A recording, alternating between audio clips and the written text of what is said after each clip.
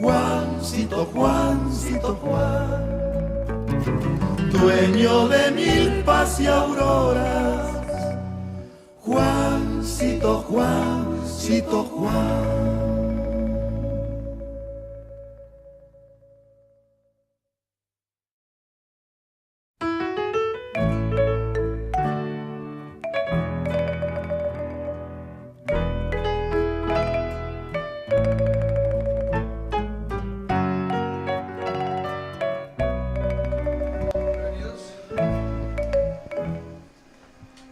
Continuamos con nuestros ejercicios. Tenemos ahora nuevos participantes. Tenemos acá a la señorita Ami. La señorita Ami, ¿cuántos años tiene? 5 años. Es una mujer hermosa con unos ojos lo más dulce que hay en el mundo. Esos ojos destilan miel. Es hermana de Kevin. Acá tenemos a Mari Carmen, que también destila miel y tiene una sonrisa de lo más tierno del mundo. Es la mamá de María Fernanda, que dijo que iba a salir del programa, pero después decidió no. Y acá otra persona que destila miel, inteligencia, ternura y todo lo que ustedes quieran. La muchacha más linda del mundo se llama Liliana González Furbringer, es mi hija, ¿no? Dicen que soy mamá cuervo, todas las mamás somos mamá cuervo. El ejercicio que acabamos de hacer tiene muchas cosas muy interesantes que el tiempo ahora no nos alcanza. El hecho de que les hubiéramos puesto distintas hojas de papel, ¿no? Eso tiene que ver con la capacidad que ellos van a tener de ubicar espacios, tiene que ver con matemáticas, tiene que ver con geometría, tiene que ver con muchísimas cosas, ¿no? Pero además les está ayudando a ellos a ubicarse en contexto, en una forma muy sencilla, porque nosotros generalmente describimos las cosas en el aire. Con Maru nos conocemos hace ya 28 años y siempre tenemos dificultades de comunicación las dos, porque de pronto ella me está contando algo y ella me dice, por ejemplo, es que Pedro dijo tal cosa. Y yo estoy pensando en Pedro, un amigo cura que tenemos, que un día de estos lo vamos a traer acá. Es médico, fue alumno mío y que lo queremos muchísimo. Y yo estoy pensando en el Pedro y digo, pinche Pedro. Y resulta que no, que ella está pensando en otro Pedro, ¿no? Y entonces le digo, ¿pero cómo? ¿Pero cuándo? Y ella me dice tal cosa y yo le digo tal otra. Y no logramos comunicarnos porque no nos hemos ubicado en el referente, no nos hemos ubicado en el contexto. Bueno, y así sucesivamente, ¿no? En lo que nosotros acabamos de ejercitarnos, tiene mucho que ver con la formación de conceptos. La ciencia trabaja con conceptos, el arte trabaja con imágenes. Y en el proceso de la educación formal, lo que tratamos es de formar en los niños, adolescentes y, bueno, adultos, un cuadro científico del mundo. Entonces no podemos jugar con que es que a mí me parece tal cosa, es que cada quien tiene su manera de aprender. Sí, es cierto que cada quien tiene su manera de aprender, pero nosotros tenemos que aprender los conceptos como ellos son, qué es lo que ellos significan, cómo están en el mundo, porque la humanidad ha trabajado en eso, pues todo lo que tiene de recorrido. No sé, a mí me gustaría que sobre la base de sus experiencias y el ejercicio que acabamos de hacer como mamás, como maestras que somos, que cada quien comentara lo que ustedes a bien tengan sobre el tema que estamos nosotros mirando ahora. Bueno, pues yo estoy de acuerdo aquí con Maru en que como adultos yo estaba aquí atrás y me entró ansiedad, me dio desesperación, me perdí en el dibujo, pero yo vi que los niños salieron a flote. O sea, sí vi a Fernanda que estaba así como que Pensé que estaba desesperada, pero no, ya cuando vi, pensé que no había hecho nada, porque la veía así y salió, o sea, supo resolver, ¿no? Y es Claro, algo también que, tiene que ver el tipo de relación que el maestro establece con el sí, alumno. que se sentía en Sí, confianza, sí. que no sentía el estrés, ¿no? Que podíamos sentir Sí. en otro, pero a mí sí me pasó, o sea, y a veces yo no, yo estaba afuera. Entonces yo creo que sí tiene que ver mucho el hecho de que como ellos están aprendiendo a resolver, ¿no? En un ambiente de estrés resolver. Y a mí me pasaba anteriormente que yo cuando me estresaba tronaba, o sea, no podía resolver. Y a base de muchos ejercicios, a base del trabajo, aprendí y me enseñó mi jefa a que tengo que resolver, pero en la escuela, ¿no? En la escuela era que en un examen de repente si me estresaba, ya no lo podía resolver, ¿no? Pero qué bueno que ellos están teniendo este tipo de ejercicios para que cambie, ¿no? Que esta generación tenga un cambio.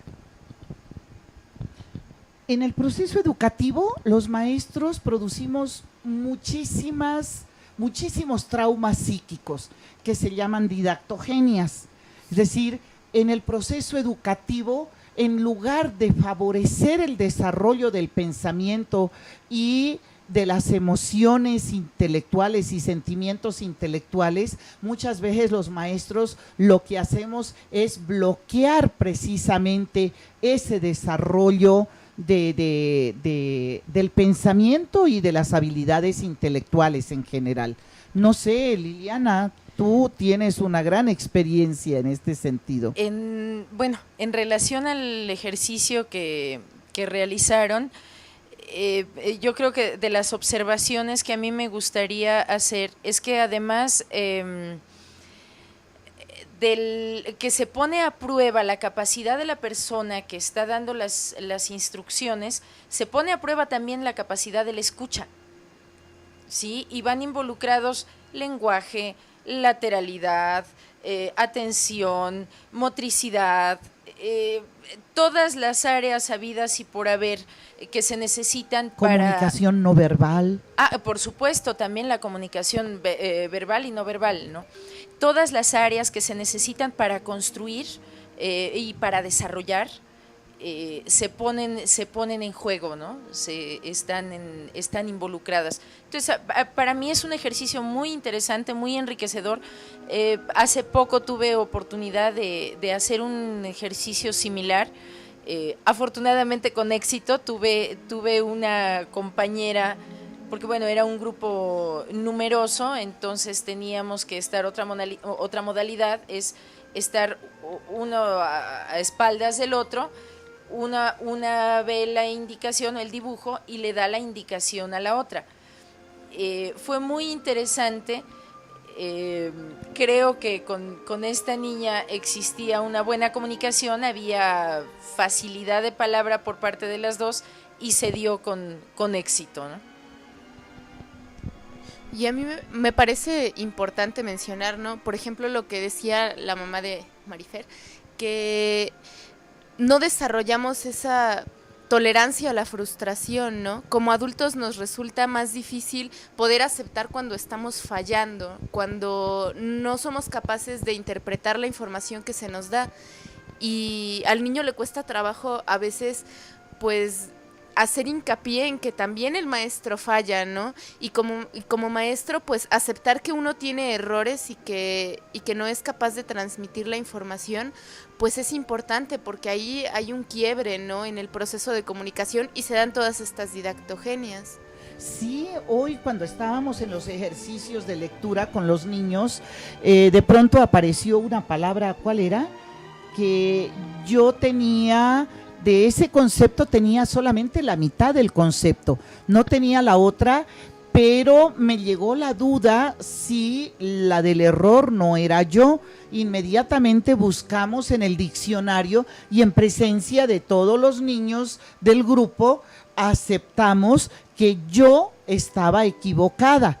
No les había dicho que estaba mal, sino que les había dicho, no estoy segura, busquemos. Yo creo que eso es una cuestión sumamente importante en el proceso de enseñanza-aprendizaje.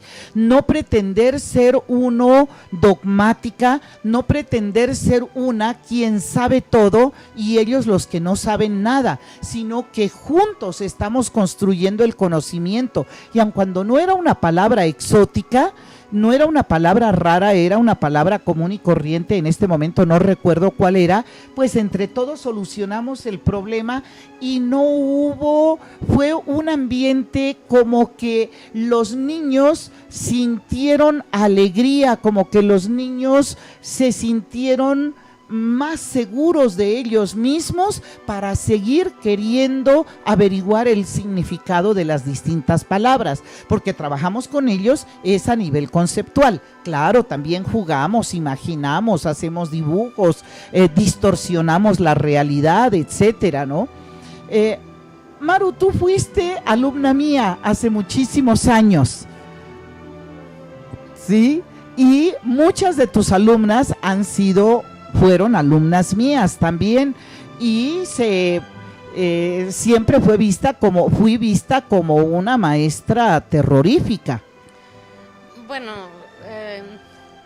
no tanto así. Yo creo que lo que mencionaban es que efectivamente les hacías pensar, y que el hacerles pensar era caer en cuenta que tenemos muchos vacíos y que tenemos muchas, pues que trabajamos sobre muchos supuestos, porque en el caso nuestro, por ejemplo, que empezamos con un nivel técnico y después solamente hicimos un complementario para nivelar, de alguna manera, pues no es lo mismo de una persona que ha llevado metodología desde un principio, ¿no? Porque nosotros trabajábamos las cuestiones técnicas, nuestro objetivo final era realizar tareas, ¿no? Entonces éramos más así como prácticas que no consideramos la parte teórica. Entonces las compañeras sí creo que lo que comentaban es que veían algo raro, porque de pronto salían como con dolor de cabeza, decían, ¿no? Dolor de cabeza, pero era por eso, porque finalmente pensábamos, eso por un lado, y en el aspecto emocional, pues creo que era el darnos cuenta, porque sí, de pronto es doloroso el darnos cuenta que, pues, teníamos muchos vacíos. Sí, pero porque yo nunca trato mal a los alumnos, siempre los trato con mucho cariño, y sin embargo de pronto son unas reacciones, pero en los alumnos universitarios, porque con los pequeños no hay problema, ellos aceptan los errores y ellos aceptan las indicaciones. Casi no les manejo el no, casi nunca les digo está mal, siempre estoy preguntando, a ver, ¿quién tiene otra opinión? A ver, piénsalo más, a ver, si lo vieras de tal manera, a ver, busquemos en el diccionario. Pero con las alumnas a nivel universitario, una de las quejas que frecuentemente han tenido conmigo o acerca de mí es que las considero ignorantes porque les obligo a usar el diccionario. Bueno, pero ahora también yo creo que una de las cuestiones que se están promoviendo dentro de la universidad es precisamente la utilización de las nuevas tecnologías. Entonces ya muchos alumnos tienen la computadora en el salón. Entonces les digo, bueno, ¿por qué no vamos haciendo de una vez el glosario? Porque a veces pero en la computadora consulta uno los diccionarios también. Sí, por eso te digo, ya podemos consultar ahí para que no se los deje, sino que en ese momento, y la otra cuestión es que tiene diferentes acepciones, a lo mejor en el contexto, que decimos muchas veces no explicamos el contexto, no nos ubicamos en el contexto. Y eso, como decía Lili, pues es poner sobre la mesa pues todos los conocimientos previos y ahí ir integrando los conocimientos previos que en muchos casos no tenemos, ¿no? Geografía, historia, matemáticas, todas esas cuestiones, y que a veces sí cuesta trabajo eso, ¿no? Reconocer que no tenemos, que tenemos muchos vacíos. Bueno, pues en relación a la educación y a los comentarios que hacía Maru, nuestra compañera, efectivamente vacíos hay muchos, pero hay manera de abordar esta situación. Hay formas, y no son sofisticadas, de estimular el desarrollo de los chicos, ¿no? Tenemos que empezar con los pequeños. Ya maduritos ya estamos bastante echados a perder, pero efectivamente hay propuestas y bueno, en este caso Horizontes Baleológicos y Multiversidad Baleológica trabaja arduamente en esto, ¿no? En desarrollar un sentido crítico, en despertar la curiosidad, en estimular el raciocinio, ¿sí? Y precisamente lo que dice Maru, la capacidad de asombro, ¿no? Para que el mundo nos siga pareciendo interesante, para que el mundo nos siga pareciendo atractivo y para que seamos capaces de transmitirles a los chicos toda esta curiosidad y este interés por el conocimiento. Y el gusto por la vida misma, ¿no? Que el gusto por la lectura, el gusto por la discusión, la discusión no viéndola como que yo ahora te voy a apocar, ¿no? Y yo ahora me voy a sentir Juan Camaney. No, sino bueno, yo veo esto así, ¿por qué lo estoy viendo de esta manera? ¿Cómo podría verlo de otra manera? Y, por ejemplo, en las clases que tenemos con los niños, claro, son grupos pequeños, 10, 12, máximo 15 niños, porque más ya es prácticamente imposible. Y con ellos analizábamos hoy, a mí me gustaría que tú hicieras, repitieras un poco de lo que hoy comentaste sobre la importancia que tenía de que fuéramos tan pocos para poder analizar y comprender lo que estábamos leyendo. Bueno, de lo que habló Medi en la clase de hoy, salió un comentario de que es muy importante, por ejemplo, en las escuelas públicas o de paga, los maestros no le prestan atención a cada uno porque tienen que darle la ocupación a todo el grupo. Pero, por ejemplo, en grupos de 10 niños o menos, ahí le dan cada opinión o les prestan más atención a los niños. Y en las escuelas, cuando ya hay más alumnos en los salones... ¿Cuántos hay en tu salón? 30. Bueno, 30 y tantos. 30 y tantos. Por ejemplo, el profesor les da la atención a otros y se descuida. Y ahí es donde empieza la indisciplina. Y luego empiezan los problemas de que o al alumno lo castigan o le hacen cualquier cosa. Entonces, mientras menos alumnos haya en un salón de clases es mejor porque se presta más atención. Si no se le entendió, se puede volver a repetir. Y los maestros tienen más apoyo a los alumnos porque no son tantos como 30 o 40. Y en las escuelas donde hay demasiados alumnos, por ejemplo, un maestro que diga, yo doy las clases, quien le capisque o quien le entienda, bien, quien no, lástima, la siguiente ya le entenderá. Así es. Ajá. Y Pero algo sí, que también comentábamos hoy es la forma como nosotros trabajamos, porque trabajamos sentados en el piso o en sillitas de kinder, sentados en cojines, ellos hacen sus casitas con los cojines y entonces es un placer en ese mundo que ellos están construyendo, escuchar los cuentos, analizar las palabras, a ratos se acuestan, a ratos se paran, se voltean de un lado, se voltean de otro y no los tenemos aprisionados en un escritorio. Claro, no se puede manejar eso con 30, 40 ni con 20 alumnos, ¿no? Imagínense nosotros para manejar 15 muchachitos, somos tres 3 que estamos allí permanentemente pendientes de que no se hagan subgrupos, de que presten atención, de que sigan la secuencia de lo que estamos hablando. Entonces, a pesar del movimiento de ellos y a pesar del juego, el juego lo utilizamos como un elemento didáctico para que ellos puedan sentir placer por lo que están haciendo, por lo que están aprendiendo, ¿no? Y parece que ya nos toca terminar. Me gustaría que cada quien se despidiera y yo me despido al final. Empieza a despedirte, Ami. Dile algo a la gente que te ha estado viendo. Buenas noches y gracias.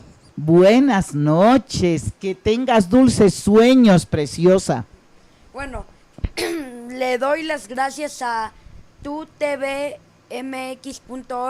por este espacio que nos brindó en estas 2 horas y 1 hora y 46 minutos con 47 segundos para hablar, bueno, de no un tema en específico, pero de diferentes temas que ayudan a cambiar a la sociedad y a las personas para que razonen y cambien las formas de vida. Bueno, yo diría que no es un tema en específico o que son varios temas. Estamos trabajando el tema de la educación y nosotros tratamos de aproximarnos al enfoque de la complejidad. Entonces, en el enfoque de la complejidad se ven muchas cosas que giran alrededor de un mismo problema. Buenas noches y les mando suerte a mis amigas que van en mi salón porque el lunes ya empiezan los exámenes. ¡Ay, qué maravilla que empiecen los exámenes! Bueno, pues muchas gracias por habernos acompañado el día de hoy. Esperemos que nos sigan observando en las siguientes semanas, en el próximo programa, en esto que es Multiversidad. Y pues hasta luego. Pues el caballero ya lo dijo todo. Muchas gracias, buenas noches. Bueno, pues muchas gracias y quiero decir que hoy también aprendí mucho. Pues igualmente nos estamos preparando para mejorar como mamás y buenas noches. Gracias. Y la multiversidad valiológica, educar para ser sanos, tomando en consideración el conocimiento de sentido común que cada quien tiene, que desafortunadamente el sentido común es el menos común de los sentidos, pues desde esta perspectiva de luchar por formar sociedades sanas, mundos sanos, les damos una cordial despedida. Buenas noches, dulces sueños. Juancito Tiradora nació montaña adentro, colgado en los bejucos como un zorzal de cerro, picoteando las frutas, menudo chichiltote, robando en los solares la miel del tihuilote. Juancito Tiradora no tuvo nunca nada, pero se sintió dueño de toda la montaña, aprendió a amar el surco, la milpa y la quebrada, las pozas azulitas, repletas de mojarras. Juancito Juan Tiradora, Juancito, Juancito Juan, dueño de milpas y auroras. Juancito Juan, Juancito Juan Tiradora, Juancito, Juancito Juan, dueño de milpas y auroras. Juancito, Juancito Juan.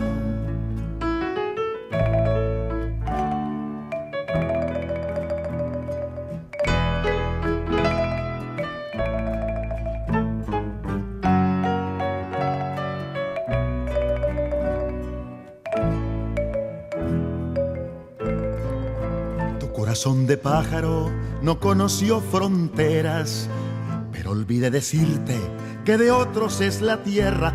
Mordió tu sangre dulce la bala de un cobarde, lloraron los pocollos cuando cayó la tarde.